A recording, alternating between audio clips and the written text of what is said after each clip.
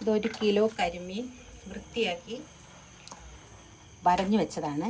അതിനകത്ത് ഇഞ്ചി, വെളുത്തുള്ളി, ഗരം മസാല, വറ്റൽമുളക്, കുരുമുളക്, പെരിഞ്ചീരകം, ഉപ്പ്, വെളിച്ചെണ്ണ എല്ലാം കൂടെ ചേർത്ത് നല്ല വൃത്തിയായിട്ട് അരച്ച അരപ്പാണിത്.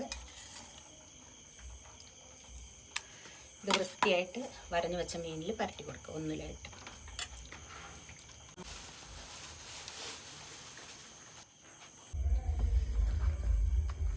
ഇതുപോലെ മീൻ നമ്മളിങ്ങനെ ഒരു വാഴയില വാട്ടി അതിനകത്തോട്ട് വെച്ചിട്ട് ഇങ്ങനെ പൊതിഞ്ഞ് വാഴനാര് വെച്ച് തന്നെ നമ്മൾ ക്ലോസ് ചെയ്ത് ചൂടാക്കി ഒരു ശകലം എണ്ണ ഒഴിച്ച് കൊടുക്കണേ.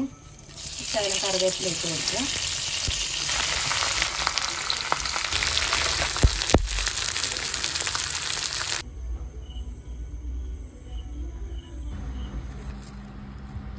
അങ്ങനെ നമ്മുടെ കരിമീൻ പൊള്ളിച്ചത് ഇവിടെ റെഡി ആയിരിക്കുകയാണ്. അപ്പോൾ നമുക്ക് നോക്കാം എങ്ങനെയുണ്ടെന്ന് നോക്കാം. നല്ല സൂപ്പറായിട്ട് കരിമീൻ പൊള്ളിച്ചത് റെഡി ആയിട്ടുണ്ട്. എല്ലാവരും ട്രൈ ചെയ്ത് നോക്കണം. ഓക്കെ.